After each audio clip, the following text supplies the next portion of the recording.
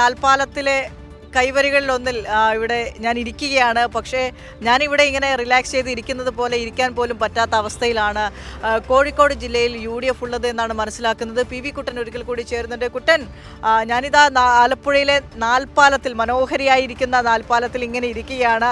പക്ഷേ ഇരിക്കപ്പുറത്ത് ഇല്ല അവിടെ കോഴിക്കോട് UDFനല്ലേ, ഘടകകക്ഷികൾ വലിയ രീതിയിലുള്ള ഭിന്നതയിലാണ്. ഏറ്റവും പ്രധാനപ്പെട്ട കാരണം ജമാഅത്തെ ഇസ്ലാമിയുമായുള്ള അവിശുദ്ധ കൂട്ടുകെട്ട് തന്നെയാണ്. നിലമ്പൂരിൽ ഉപതെരഞ്ഞെടുപ്പിലടക്കം നമ്മൾ കണ്ടതാണ്. അവരുടെ വർഗീയ നിലപാടൊക്കെ മാറ്റി അവർ പുതിയ ആളുകളായി പുതിയ നിലപാടുകളാണ് സ്വീകരിക്കുന്നതെന്ന് സർട്ടിഫിക്കറ്റ് കൊടുത്തത് നമ്മുടെ പ്രതിപക്ഷ നേതാവ് VD സതീശനാണ്. അപ്പോൾ അത്തരത്തിൽ പഞ്ചായത്ത് തദ്ദേശ സ്വയംഭരണ സ്ഥാപനങ്ങളിലേക്കുള്ള തെരഞ്ഞെടുപ്പ് അടുത്തതോടുകൂടി ജമാഅത്തെ ഇസ്ലാമിയായും SDP ആയും പല രീതിയിലുള്ള കൂട്ടുകെട്ടുണ്ടാക്കി ഏത് രീതിയിലെങ്കിലും ഈ തെരഞ്ഞെടുപ്പിനെ അട്ടിമറിക്കുക എന്നുള്ള നിലപാട് കൂടി UDF പലയിടത്തും സ്വീകരിക്കുന്നുണ്ടല്ലേ കുട്ടൻ? തീവ്ര വർഗീയ കക്ഷിയായ ജമാഅത്തെ ഇസ്ലാമിയുമായുള്ള UDFന്റെ കൂട്ടുകെട്ട്, പ്രധാനപ്പെട്ട ഈ കൂട്ടുകെട്ടിന് നേതൃത്വം കൊടുക്കുന്നത് കോൺഗ്രസും മുസ്ലിം ലീഗുമാണ്. ഈ കൂട്ടുകെട്ടിലാണ് ഇപ്പോൾ UDFനകത്ത് തന്നെ ഇപ്പോൾ ഭിന്ന സ്വരങ്ങൾ ഉയരുന്നത്. കാരണം ഔദ്യോഗികമായ ഘടകകക്ഷിയല്ല ജമാഅത്തെ ഇസ്ലാമിയുടെ വെൽഫെയർ പാർട്ടി. എന്നാൽ ഈ ഔദ്യോഗികമായ ഘടകകക്ഷിയേക്കാൾ വലിയ പരിഗണന ജമാഅത്തെ ഇസ്ലാമിക്ക് നൽകുന്നു എന്നുള്ളതാണ് പരാതി. പ്രധാനമായും കേരള കോൺഗ്രസ് ജോസഫ് ഗ്രൂപ്പുകാരാണ് ഈ ഒരു പരാതി ഉയർത്തിയിരിക്കുന്നത്. പല ജില്ലകളിലും തെക്കൻ കേരളത്തിലായാലും മലബാറിലായാലും പല ജില്ലകൾക്കകത്തും ജോസഫ് ഗ്രൂപ്പിന് മതിയായി അവരാവശ്യപ്പെട്ടതിൻ്റെ പകുതി സീറ്റ് പോലും കോൺഗ്രസ് നൽകിയിരുന്നില്ല. ആ ഒരു ഘട്ടത്തിലാണ് ജമാഅത്തെ ഇസ്ലാമി ആവശ്യപ്പെട്ട എല്ലാ സീറ്റുകളും അങ്ങോട്ട് താലത്തിൽ വെച്ച് നൽകുന്നൊരു നിലപാട് കോൺഗ്രസിൻ്റെ നേതാക്കൾ സ്വീകരിച്ചത്. നേരത്തെയൊക്കെ കോൺഗ്രസിൻ്റെ മുതിർന്ന നേതാക്കൾ മുല്ലപ്പള്ളി രാമചന്ദ്രനും അതോടൊപ്പം തന്നെ VM സുധീരൻ ഉൾപ്പെടെയുള്ള നേതാക്കളൊക്കെ ഈ ജമാഅത്തെ ഇസ്ലാമിയുള്ള കൂട്ടുകെട്ടിന് എതിരായിരുന്നു.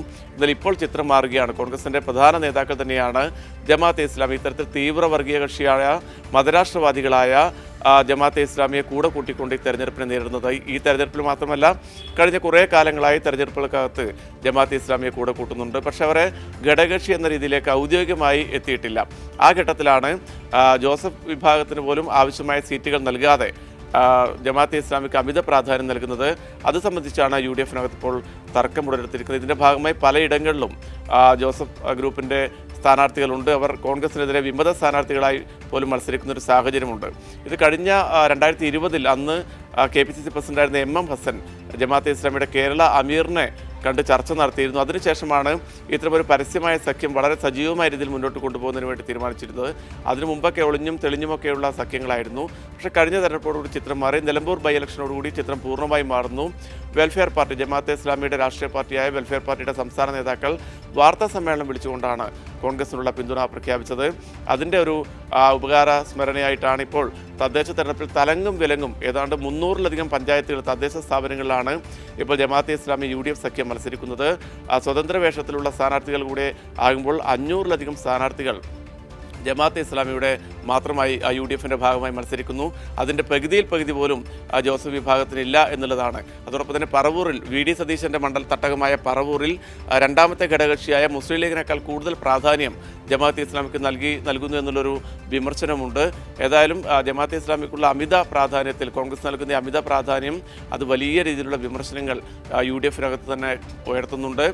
അതോടൊപ്പം തന്നെ നമുക്കറിയാം, കഴിഞ്ഞ ദിവസങ്ങളിലൊക്കെ മത സാമുദായിക സംഘടനാ നേതാക്കളൊക്കെ തീവ്രമായ രീതിയിൽ രൂക്ഷമായ ഭാഷയിൽ ജമാഅത്തെ ഇസ്ലാമിയും UDFുമായുള്ള ഈ കൂട്ടുകെട്ടിനെ വിമർശിച്ചുകൊണ്ട് രംഗത്ത് വന്നതും നമ്മൾ കണ്ടതാണ്. വിനിഷ.